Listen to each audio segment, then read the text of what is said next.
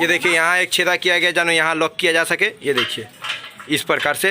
और यहाँ एक छेदा किया गया और ये एक नीचे सेम टू सेम एक नीचे छेदा किया गया, देख लीजिए ये जानो यहाँ आ जाए और ये भी यहाँ आ जाए और ये यहाँ लॉक हो जाए।